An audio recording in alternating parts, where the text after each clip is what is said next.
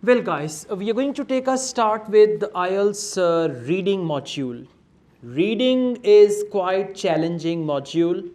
It's not as easy as sometimes people think that you have to read something and all that. Questions are tricky, sometimes passages are tricky, okay, but there are two things that you must remember. You can only clear IELTS reading or all four modules you can clear on the basis of two things. The first one is your language skill. Language skill means your ability to read, write, listen and speak English, right? So the first thing is language skill. And the second thing is exam techniques. In IELTS, there are certain exam techniques, and if you know those techniques, now for example, you have good listening skill and you don't know exam techniques, you cannot get good bench score. If you know all exam techniques but your language skill is not there, even then it's all useless. So you must focus two things, your language skills, number one, and number two, your exam techniques. Exam techniques I'll give you. For language skills, you'll have to work very, very hard. If there is no language skill, all the techniques and tips, they will fail for you. You'll not be able to get as many correct answers as you need to get a reasonable bench score. So now we are going to do one reading test. This is a guided reading test. I will read the questions for you. I will tell you what the clue words are.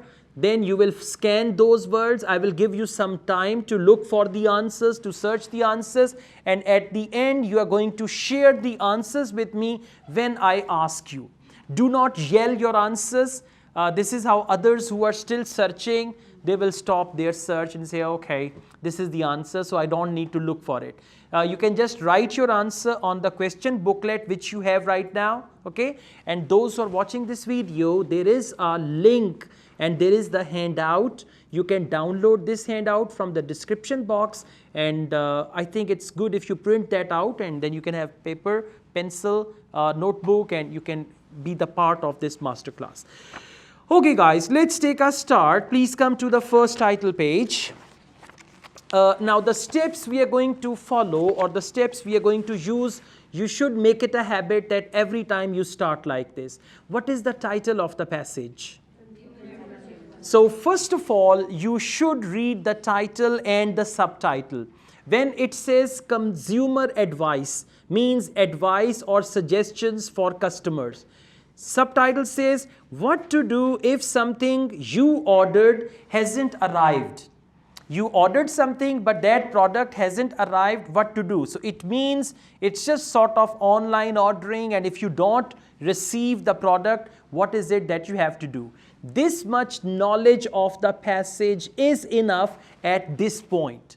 Now we go and see the type of questions. So please come to page number 17.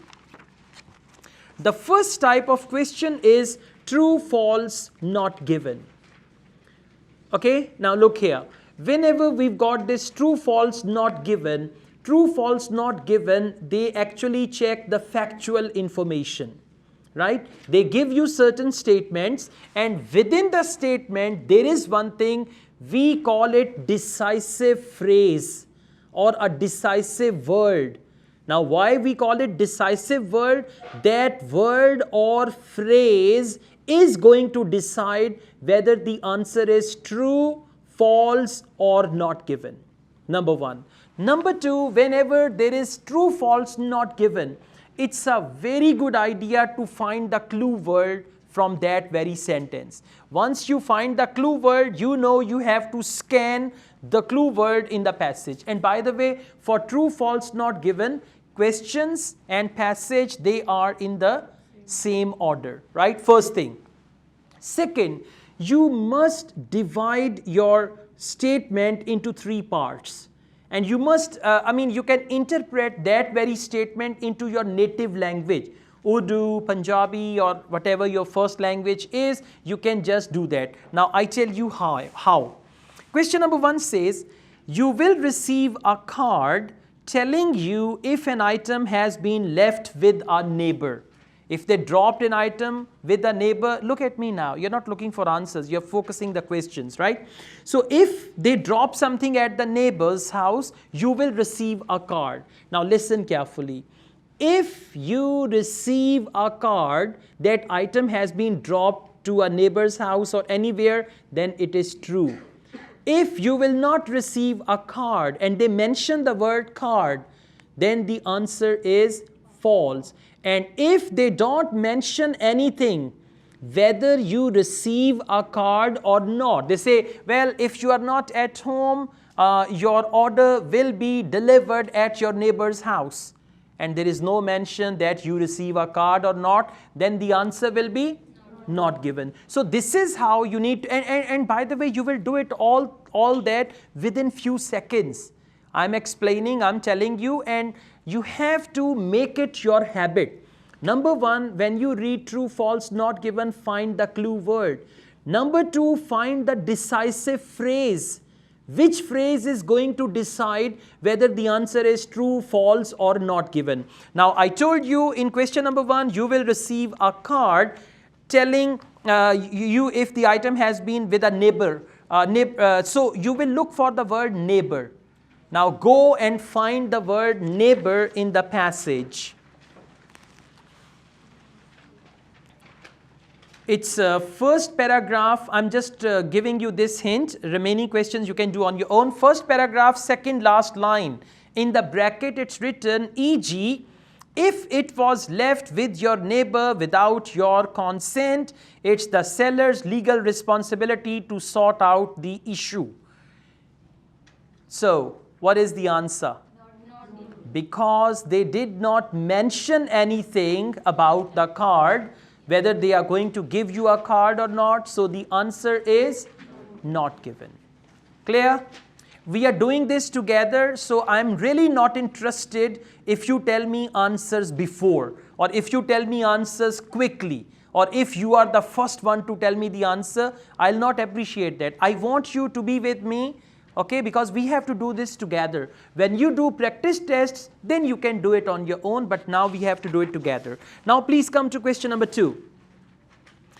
It may be quicker to get a refund than a replacement. For what? For non-delivered items. Now look here. It may be quicker to get a refund. Refund is quicker than replacement. Now listen. If refund is quicker or faster than replacement, then it is true. If replacement is faster than refund, then it is false. And if they don't tell us, they talk about both things, but they don't tell us which one is quicker, which one is faster, then the answer is not given. Now, first of all, we are going to look for the words replacement and refund. Replacement and refund. In second paragraph, got it? Okay, I just read it for you and then you will tell me the answer. If the item doesn't turn up, you are legally entitled to a replacement or refund. Now, have they told you which one is quicker and which one is not quicker? Not at all. So, what is the answer? Not given. Well done. And by the way, this is a general training test that we are solving, and it's a very good start for academic IELTS candidates.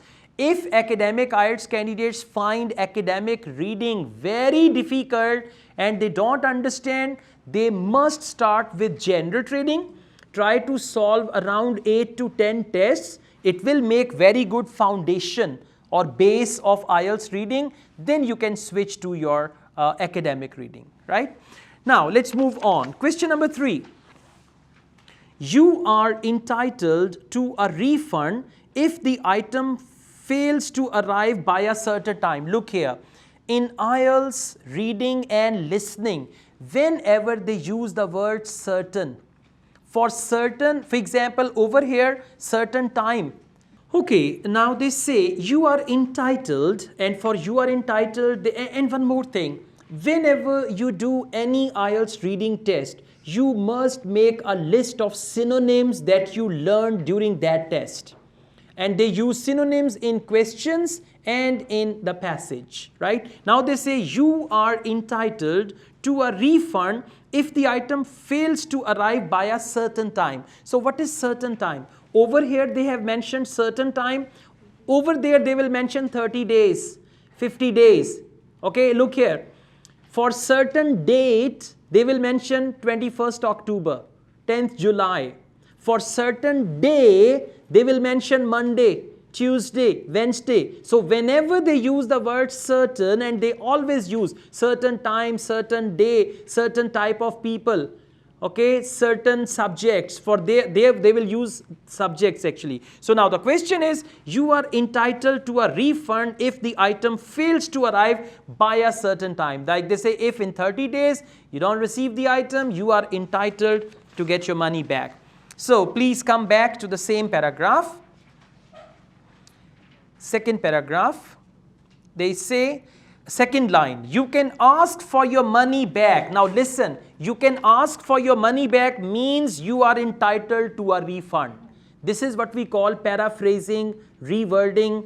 Okay, you are entitled to a refund and you can ask for your money back if you don't receive the item within 30 days. 30 days is certain time. What's the answer? True. Well done. So this is what you need to look for when you are doing true, false, not given. Although we are doing this test together, for me it is very comfortable and convenient that I give you the test and say 1 hour time, do it. At the end we will check the answers. Assalamu alaikum. But I'll not do that. We'll solve it together so that you get the things and you understand how to do it. Okay, one more question, guys. Question number 4. There is a time limit when using the chargeback. Now chargeback is in inverted commas. You can easily find, this is clue word. Okay, now look here. There is a time limit when using the chargeback scheme for a debit card payment. Now debit card payment, chargeback scheme, and look here. There is a time limit. If there is a time limit, the answer is true. If there is no time limit, the answer is, and by the way, time limit will be given like within 3 months, within 60 days, within 45 days, within 24 hours. That is what we call time limit. So if there is a time limit when using chargeback scheme for a debit card, now please go back, look for the word debit card, chargeback scheme. Got it? First bullet point. We've got first bullet point. If you paid by debit card, contact your bank, and then chargeback scheme at the end. You should do this within 120 days of when you paid. 120 days. And what's the question? There is a limit. Now what is the limit? 120 days when using the chargeback scheme for a debit card. So the answer is false. True. Very good. Jhatka diya thoda sa. Okay. Yeah, it is true. Exactly. Very good. You might have said, "Oh, hi, false kidda ho gaya?" Okay. All right. So in the same way, you guys can do questions 5 and 6. Right.